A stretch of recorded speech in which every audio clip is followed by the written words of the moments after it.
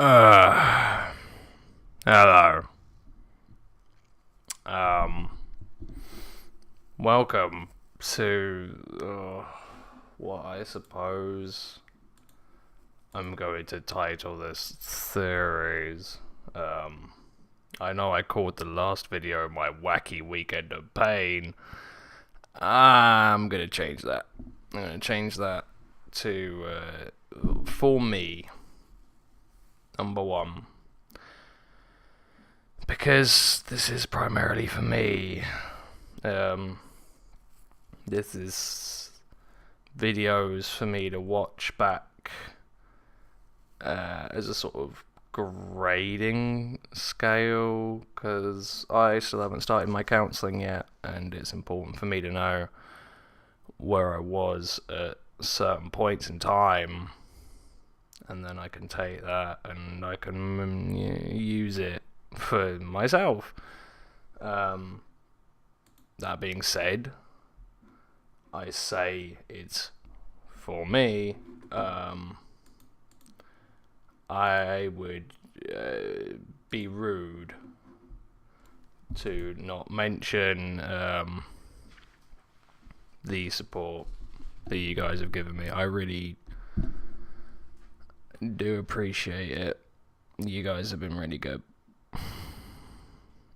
I mean, there's one comment waiting approval from Angelica Bauer saying, "Hey Gargleflop, I love your video. Keep up the good work. I am more active on Instagram. Would be great if you could follow me. All the best, Angelica."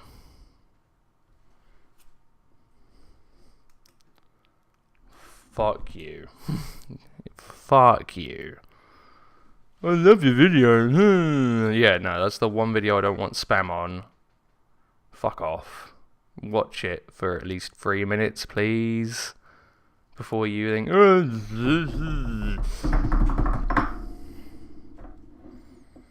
Anyway, it is currently about 2:30 in the morning. I tried to get some sleep. It didn't work. It didn't work at all. And like I say, if it's for me, why don't I just make it, private or whatever? It's a fair point. I mean, my sister's currently doing a blog, talking about her stuff, and it's like, well, why don't you make it just for you? I'd be lying if I didn't appreciate the comments saying, yeah, we're here for you, buddy. So, I'm not actively asking for it. I'm not saying, please love me for my damaged psyche, but I appreciate it. It's that sort of, that sort of weird in-between state where it's like, yeah, please hug me, but it's also like, oh, don't hug me, bro. I'm not actively seeking your compassion. Yeah, I kind of am. If that makes me a bit guilty, then fine, but seeing your lovely comments made me feel better. And that's fine. I haven't got a problem with that. I like Guaf's comment of just, yeah, well done. I don't know. I like that. I saw that. I was like, short, stout, to the point. Anyway, yeah. Like say, for those who didn't watch the previous, I wouldn't blame you. It was fucking hard to just talk about it. Monday morning, my dad passed away. And so this is the continuation of that.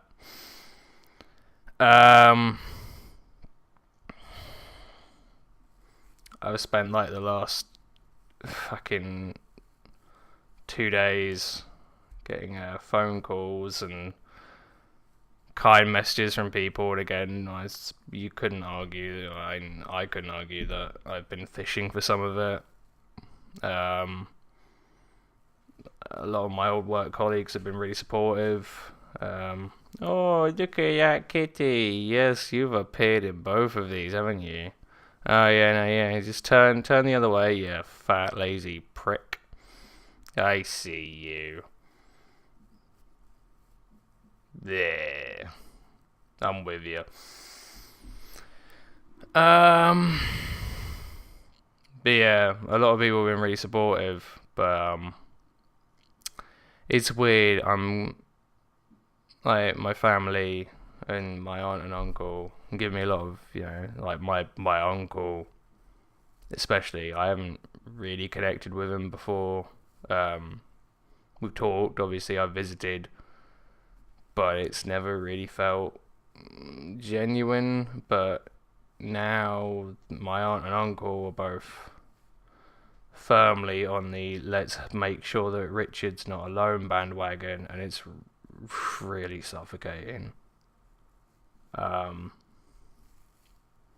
And it's kind of I talked to my stepdad about it today, and me and my stepdad sound like we get along really well. We have done for many years. But I made the point to him today, like I went, I visited my old work colleagues. I say colleagues, a lot of them are my mates. I get along with them really well. They're all sound, wonderful people. I do forget that every now and again, but when I go see him, I just think, oh, I really enjoyed working with him. I wish I like working with the new guys that I work with, but yeah, the people I used to work with are sound. They're solid people, but they're there for me as well. But I made the point to my stepdad. It's like having people who think that they get it but don't is the most suffocating thing in the world. It's that because it feels really horrible to say that. Like, it's you want people around you that understand it, who can kind of come together in the right way to help you. And it's like, well, alright, so they don't quite get it, but they're at least sort of forming that shell around you. But it's like, it doesn't feel okay. And like, my mum and my stepdad, bless their souls, like, my mum, when I first started getting depressed, well, I started when I was kind of in that initial stage of, oh, fuck everyone, I hope everyone dies, I hope I die, I hope fucking the world dies, I hope the heat death of the universe happens. And I really got into smoking.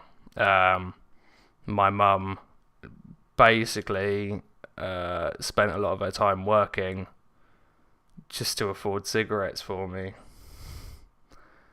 Like, you can buy, like, you get 20 packs of cigarettes, but you can buy bulk packs. And I used to smoke about a 10 box pack, i.e. about 200 cigarettes of Pall Mall a week.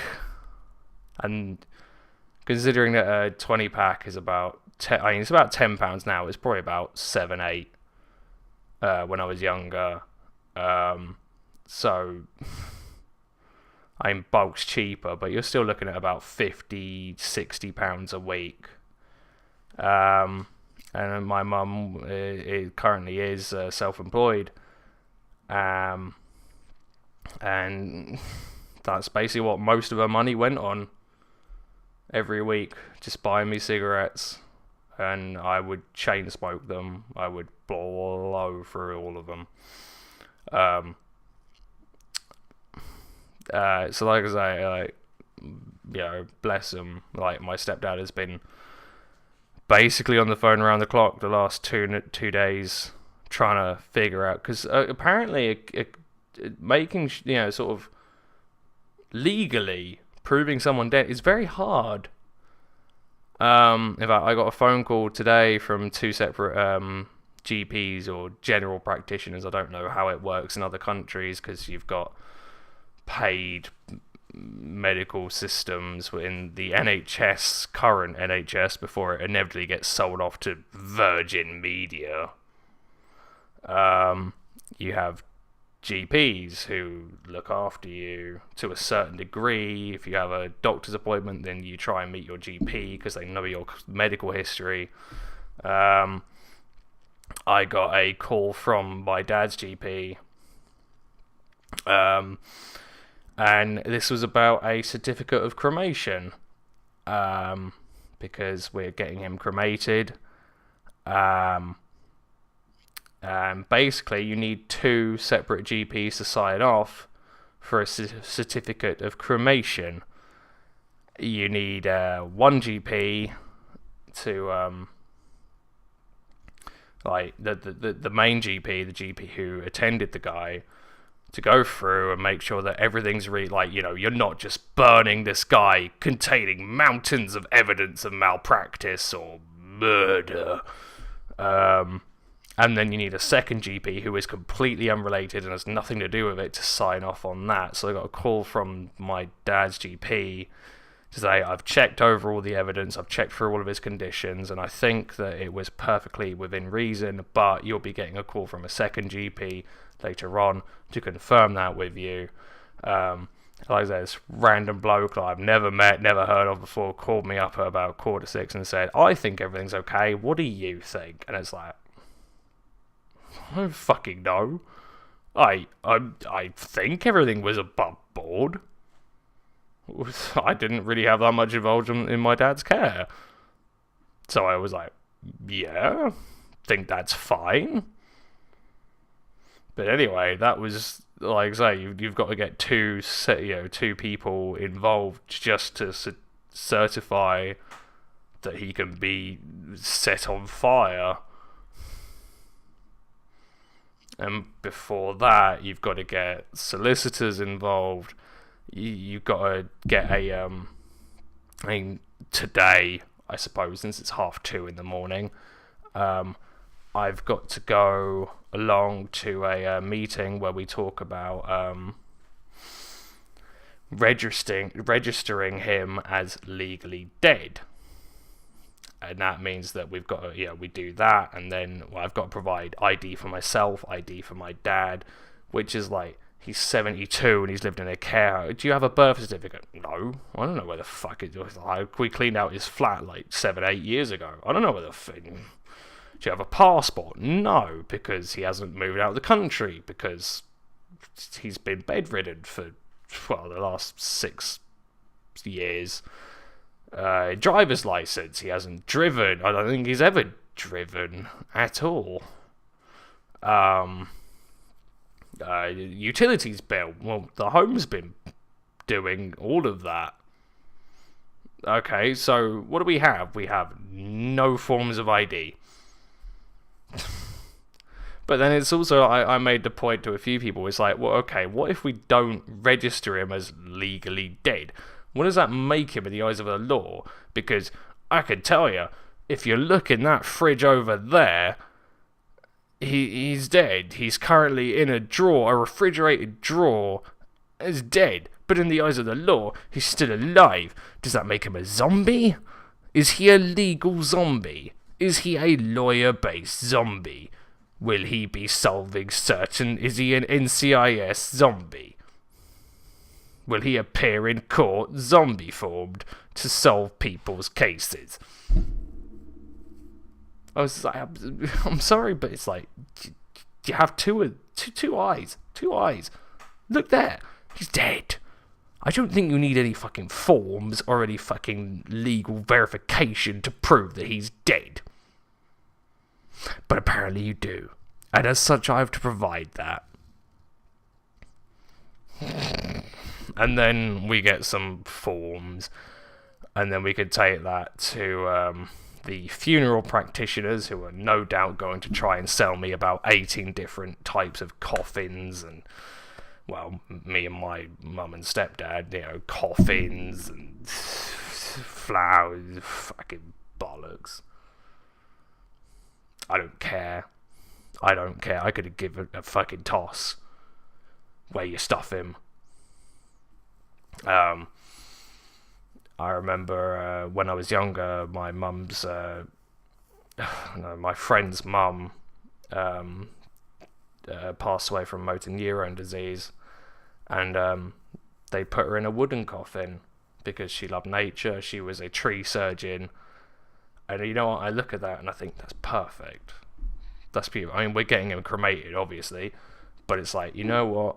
If I was going to bury the guy, yeah, I wouldn't, because that way, at least in a few, a lot of time, someone else can be buried there. You know what? It's sustainable. It's something. He's not buried in a fucking platinum-lined, fucking, like, fucking fabric, silk-lined coffin. I'm sorry if I'm being a bit insensitive. I don't know if any of you watching have lost people and have thought, oh, let's send them off in the best. I'm sorry, but they're fucking dead. Nothing's going to change that. It doesn't matter how you bury. You could bury them in the fucking NASA space station. They're still fucking dead. That's sort of. That's the way I feel about it. It's like, with cremation, it's like, you know, it's done. You've drawn a line under it. They're in a, with all of our dogs. I know that sounds very bizarre, like dad, dog, but it's like with dogs, like you cremate them, and it's just like they're just there. That's their, it's their stump. It's a line drawn under it. I know, again, it sounds really like bizarrely insensitive against myself. But it's like, I don't feel like having their actual body around means anything. Like, it's done. That's me. Like, it's like, you want the bit, it's no longer, the body itself is no longer, it's important to me in a certain regard that I want to get that finality, that line drawn under it. But in actual context of their life, the body doesn't mean anything. It's done. It's over. It's sorted. They're gone. He's, whether you believe in a heaven or a hell or a purgatory or some kind of Buddhist philosophy, he's probably been reborn as some kind of sloth. Their body that is currently there doesn't mean shit. So, fuck it.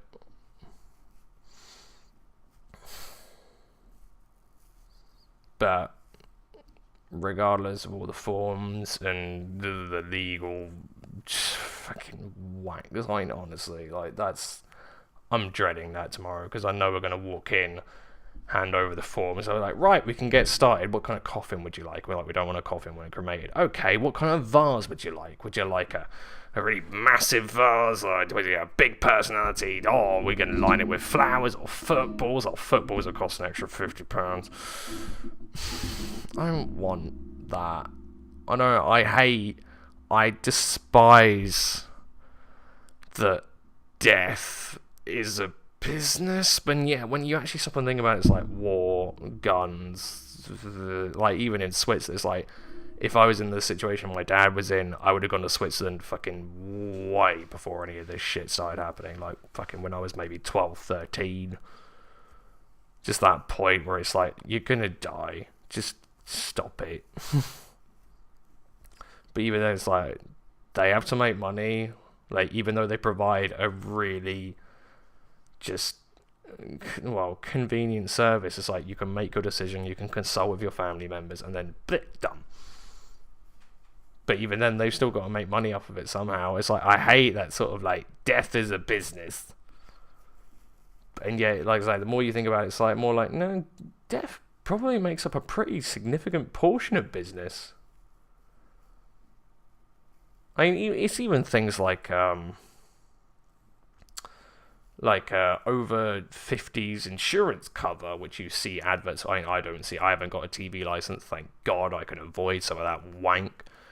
But every now and again on YouTube, you'll see like, oh, over 50s life insurance. Oh, I'm stupid old, but I want to leave my children something. It's like, well, why don't you set up a savings account then? Because like that's one of the things I really hate. It's like that sort of life insurance policy barely pays out. Because they cover you till you're over 70, and then after that it's like, well, fuck you. You're over 70 now. Brr. Anyway. I'm griping because I gripe, and you know me, I gripe a lot, so I'm griping. The problem I have, like right now, that I really hate is I don't really feel anything, and I alluded to this in the initial thing, and I talked to my sister about it, and she kind of had the same reaction, that sort of numbness. Now I say it's numb, it hurts to talk about it, and it hurts to think about it, but it's trying to, for me, it's currently trying to figure out whether it's because I'm numb or because I think I'm numb. Like, am I hurting because I don't feel anything, or am I actually hurting and yet I can't believe it? It's like, but for the minute, as of current video recording,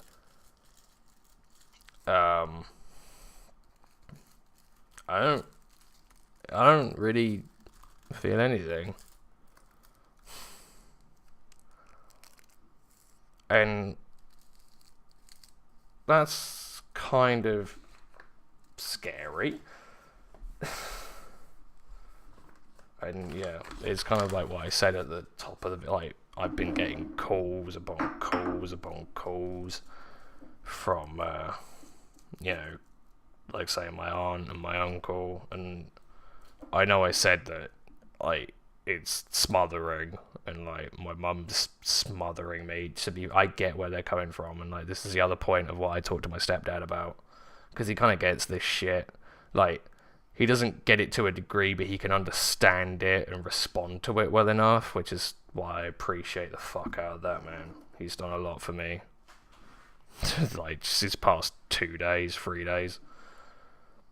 But they're all worried that I'm going to relapse into depression. As if you've watched some of my videos before, you know that I've spent the last like 7 years trying to deal with it and then get back on my feet and reach a point where I'm okay. And I've talked to my boss about it as well. I'm happy where I'm at. I'm renting my own place. I just went out and bought a new car. I never dreamt in anything that I would reach this point. I really just thought that my life was over and it was done. But I've worked really fucking hard to get to where I'm at right now, to earn the respect of, well, someone that I really respect. He respects me, I respect him, and I feel like I've earned that. I've put in the legwork, I've put in the graft, and I've really tried hard to get to where I'm at. And it's paid dividends. And considering where a lot of people are at, I've really feel like truly sort of like, I hate the blessed to actually be in a place in my life where my boss appreciates me and I appreciate him, and we work off of that, and we can work with that and understand each other. Like, not many, like, a lot of people will work really hard and won't ever end up at that point. And yeah, to be fair, like my previous job as well, we worked off of sort of a place of respect for each other, which is why we have a good relationship now. But yeah, like my family's just worried that I'm going to relapse into depression, and it's like, I couldn't, I wouldn't, and I couldn't. Like, I've worked too hard to get to where I'm at, to fuck this up. Like, it's hard, but I couldn't do that to them. I couldn't do that to myself. To put in so much fucking effort just to end up back at square one again. I couldn't do that.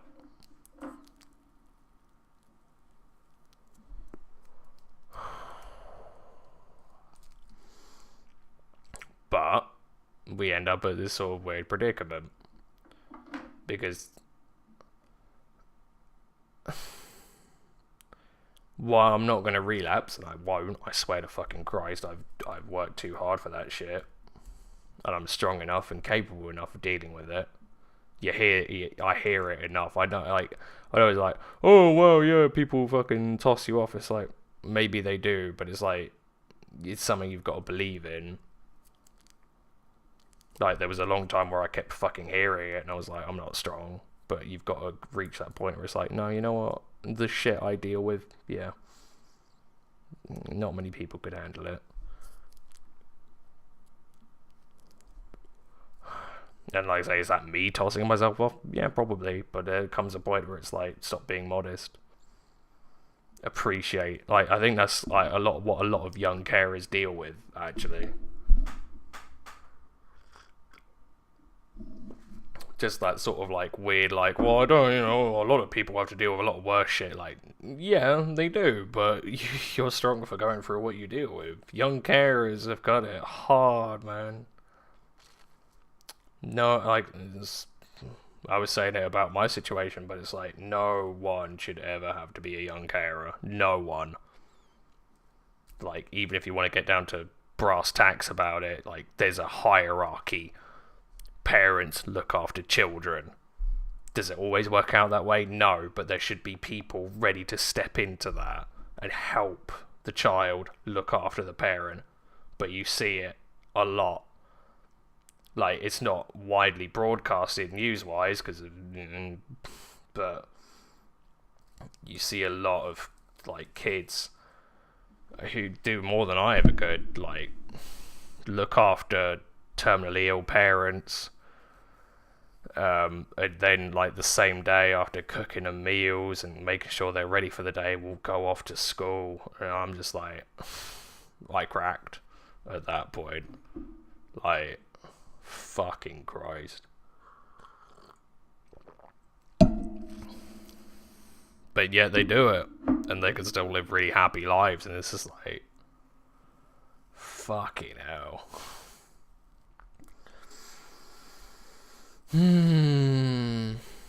I've lost my train of thought. The point is, I don't plan on relapsing into my depression. I've done that.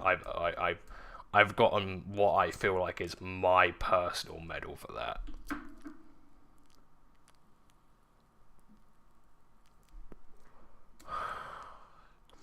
I mean, obviously, I have a dependency on these. I do have an alcohol dependency. I'm not prepared. I'm prepared to admit that. Like, I can handle it. Like, I won't drink before I have a shift at work. Like, that's kind of the way I space it. Every now and again I have to set myself like personal goals of like, right, you won't drink then, and then I can have, because like I say, I get so much time off work now that it's like, let's just drink every single time I get the opportunity. Whereas, I am capable of saying, no, we're going to have a break here, and here. Sometimes I need work to help me out with that, but I am capable of doing it. A lot of the time I'm just very lazy and just think, meh, fuck it.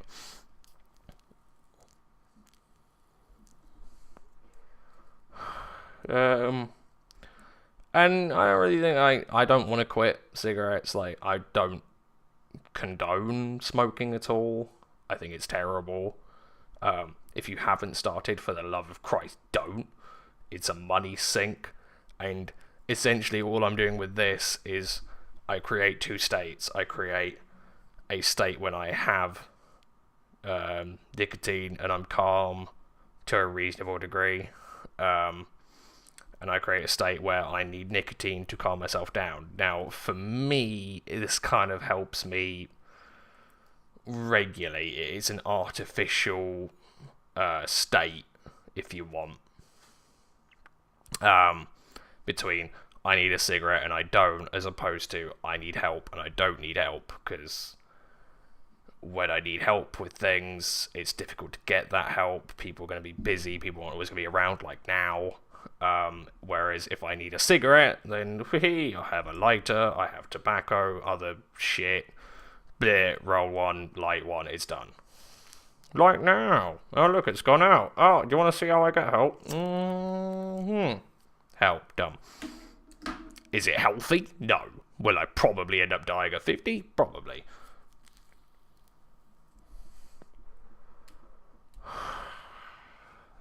I ain't got a problem with that. Fucking hell. I'm at the stage, and I've been at the stage for a while, and I've talked to other people about this, where it's like if I developed some kind of, illness from smoking, with cancer, it doesn't have to be cancer, there's plenty of other things that smoking could cause, or my drinking, or, I'm trying to eat a bit healthier. I am. I eat a lot of fruit, I eat a lot of vegetables, to be fair to myself. Which is impressive considering how fucking lazy I am.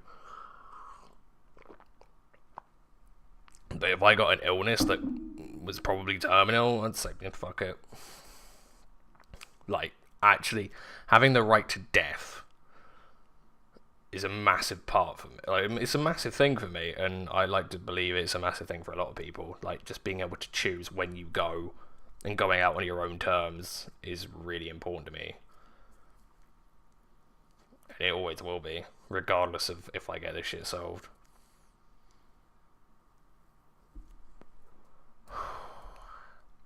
Anyway, there. I keep losing my train of thought, probably because I haven't slept. The main concern for me right now is that I still feel numb. I like that. I know I'm getting angry and blah, blah, blah, blah, blah, blah, ratty, arsey, whatever you want.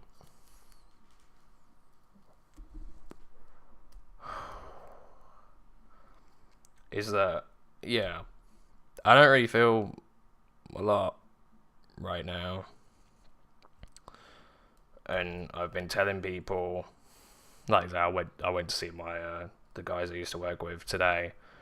And they were like, "Are you okay? You sure you're okay?" Because my old boss actually has a relative that is in the same care home that my dad was, and he called up and asked, and I was like, so I went around there today, and they all,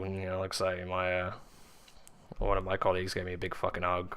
Was like, "You sure you're all right?" And I'm like, "Yeah, I'm fine, Claire. Don't worry." But that's what I've been saying to people, my aunt, my uncle, my cousin, my mum, who's really worried I'm going to relapse, my stepdad, all of my work colleagues, fucking the people I'm working with now, well, a couple of them. That's what I've been saying. My sister, who's in Estonia and is probably shitting herself, she's probably worried the most.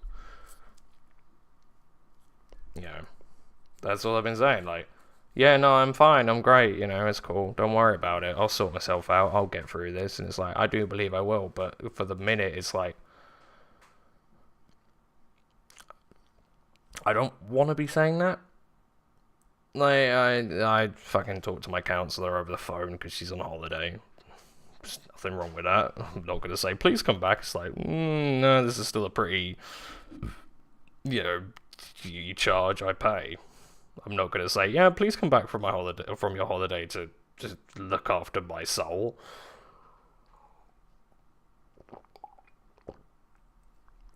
But I don't want to say I'm fine.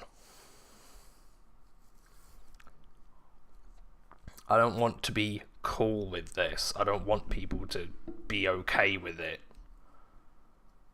I don't want me to be okay with it.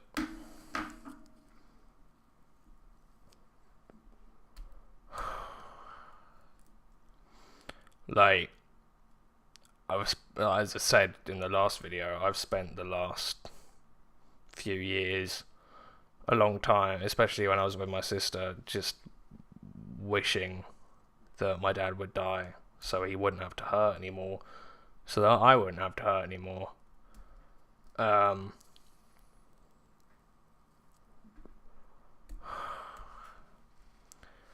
yeah, I suppose being numb, I don't. But it's like, numb doesn't mean anything. I can't quantify nothing. Maybe I could if I tried hard enough and achieved some kind of Zen enlightenment. But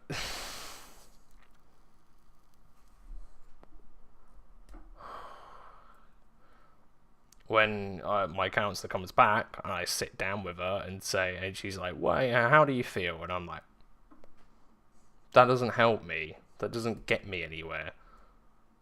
If I was uncontrollably sad or massively angry or fucking anything, you can quantify that, you can understand that, you can follow, because that's what a lot of my counselling is if any of you feel inclined, there's a technique that you can probably look up on the internet called EMDR, which is what I do a lot of. It's basically trying to follow the root cause of the memory, follow it back, and try and just quantify it, process it, make sure that your brain understands and can feel what's happened. But it's like, if it's numb, there's nothing there. I can't cope with just nothing, and like, it's stressing me out. And it's like, well, you could say that's something, but it's like, well, it's going out, you prick. Fuck you, drum. If you do smoke, don't smoke drum. Drum is horrible, hateful shit that's so grim and nasty that you won't be able to smoke anything else.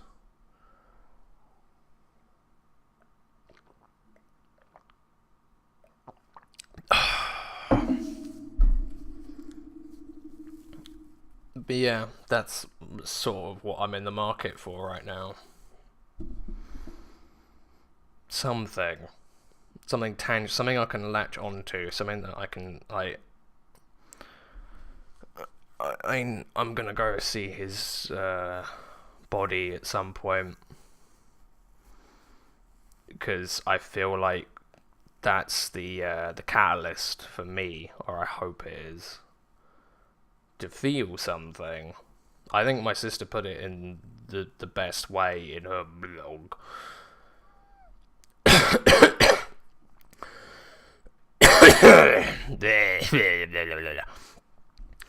It's like you have this box, right? And I'm sure a lot of people do this in varying degrees. But because we've been dealing with this for so long in, different ways, different degrees of handling it, whether you distract yourself or you try and confront it or you can't confront it, you basically, like, what we've done is all the shit with Dad is we've just taken it and just put it in this box, and then we put it at the highest shelf possible in here. Just put it as far out of reach as you can. And for me, especially, like, the last 3 years, sort of like, say, getting on my feet, I've been able to deal with that pretty well. You begin to sort of understand it. Every now and again you slip. Occasionally the box falls off the shelf and it opens and you look inside of it and it fucks you. You just fall flat on your face. But through having people there for me, like my new boss, you cope with it. Whereas what seems to have happened now is that my dad dying is so completely out of left field. Like, I never ever thought I'd hear those words.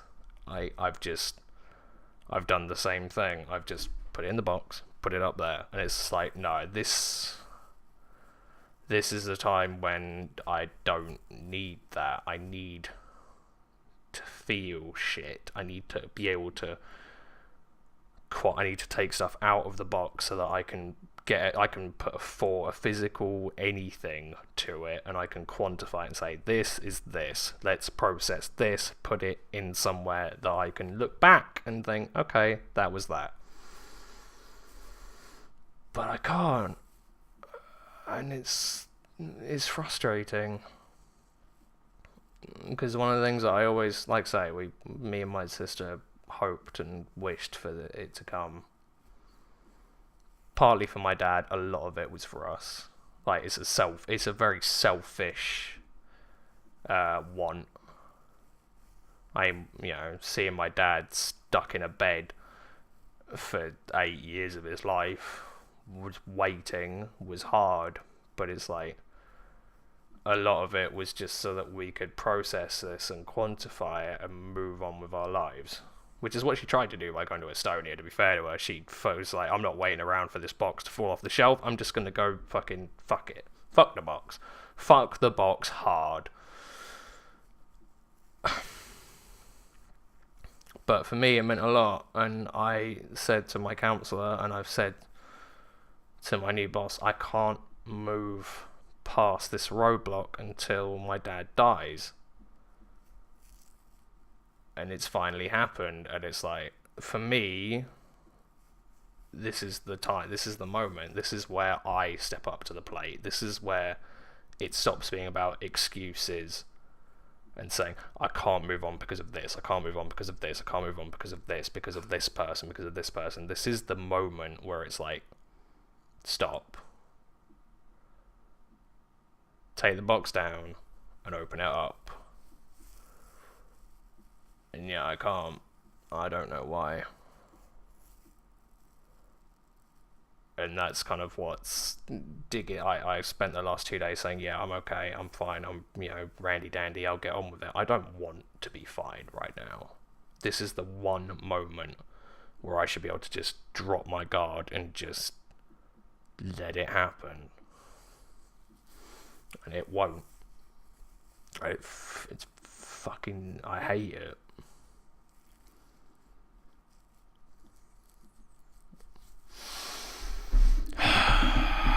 I don't know why. It's like, I just want to start doing it. Like, a lot of people have helped me out and backed me up, and helped me get as far as I have done. And it's like, I want to move. I know I can do better than where I'm at. Like, am I going to quit smoking? No, I enjoy it. I might not in the future, and then I might quit. That's fine. Am I going to quit drinking? Probably not, because I enjoy drinking, and that's my personal business. Are they both kind of outcomes of this? Yes, but of course it was going to shape my life. That's fine. I'm okay with that. Do I want to stop feeling like fucking dog shit every now and again? Do I want to be better than this? Do I want to excel more and figure out what this is? Yes. And I finally got my catalyst. Like, you spend so fucking long waiting for someone to die, and it's a fucked up emotion. It's a fucked up, like, you can't even begin to understand. Like, yeah, every now and again someone's like, oh, I wish you were dead. Oh, it's like, it's something a kid would say to a parent or something like that. It's just like, actually getting down to the nitty gritty of that is so bizarre. Especially when it's someone you care about. But it's finally happened, and I've said to a lot of people that this is what I needed to go forward. And there's just this. Just this. And yeah.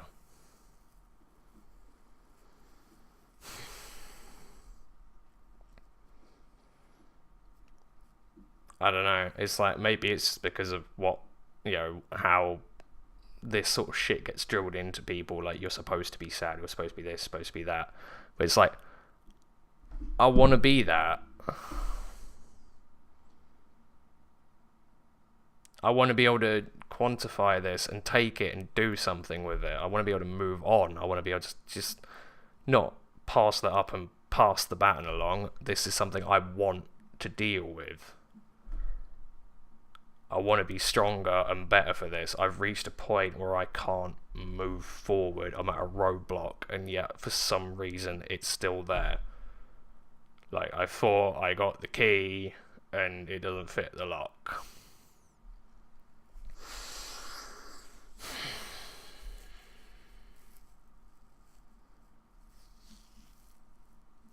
don't know what to do. I don't know how to move on. Anyway, that's like I can keep. As Gawaf says, keep repeating, hammering the same point home. But yeah, that's me right now. I don't know. Like I say, it's 2 days in. Obviously, as part of the stages of grief, I'm still in shock. I'm not shocked by it. There's just nothing. But anyway, that is the second episode of For Me, I suppose. Again, why am I uploading it for everyone to see when it's for me?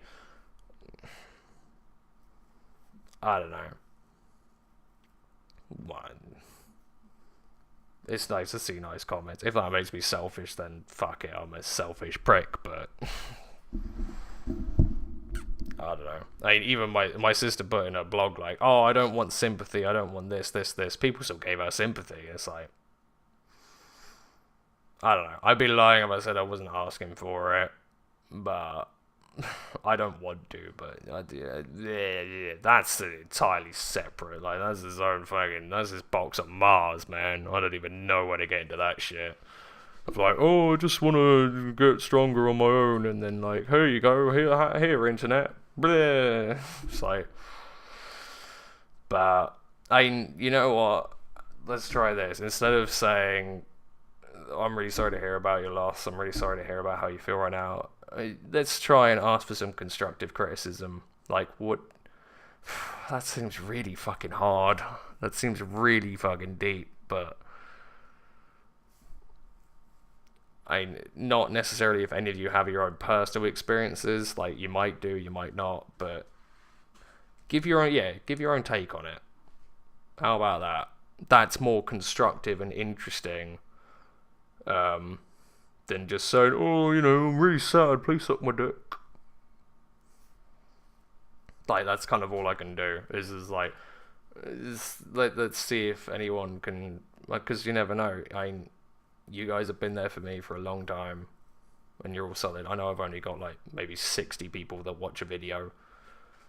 I say only 60 people, still a pretty significant amount. It's more than I ever thought I'd get. So yeah, if you have anything that you think you can contribute, because it might open up a door for me. Because that's all I'm looking for right now. Just something to understand, something to latch onto, something that I can take and move forward with. Because I'm lacking that, and it's fucking killing me right now. So, like, even if I get no comments, it's fine. Because that means that no one just can or wants to, and I wouldn't blame you for the world. But if you feel like you can offer anything, even if it's just your own opinion, I'll tell you that. It's something. It's a start. It's something tangible. Someone else thinks this. How can I apply that to myself? So there you go. I'm probably going to do another one after I've seen his body, because like I say, I'm hoping that's going to be the significant catalyst I want, because I did want to be there when he died. Unfortunately, human beings need sleep, otherwise I would have been there. It's pretty. This is another thing. It's like, it was right fucking there. Like, I was about 6 hours out. All right, that's a decently wide error for margin, but yeah, I would have. I'm not saying I would have liked to see it. Obviously, like, watching him slowly drown was painful enough, but it's like, it's an ending, it's a line, which is kind of what I'm after now. But I have to jump through legal hoops because, he's a zombie. So there you go. Legal zombie. That's what you can say. Like, look out. for Larry the legal zombie, who's going to solve cases, and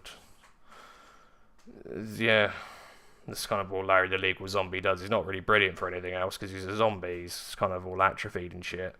But Larry the legal zombie will step up to the plate and help you be not a zombie, maybe, depending. He's still a zombie. He's got to eat people, but payment tends to work. Anyway, we're about 50 minutes, so I'm going to stop.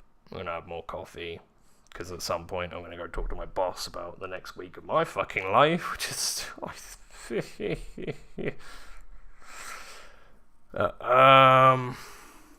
what was the fucking... For anyone who is an Angelica Bauer, I hope you've enjoyed this heart-rending trip down numbness. And I hope you have an active Instagram. Oh. And I'll follow you, because that's an appropriate thing to put on a video about fucking mourning, isn't it? Like, really? I know it's probably just a bot, but go fuck yourself. Just go fuck yourself. You fucking... pisses me off, man. For all of you who left supportive comments, like, you know, Andy, I appreciate it. Hulk Hogan's knees, Smeagol, old Red Dragon, cheers. I do appreciate it.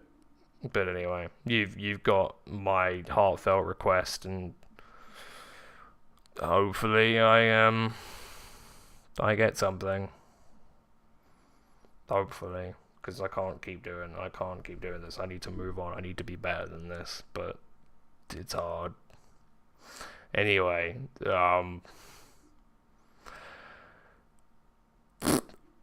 peace.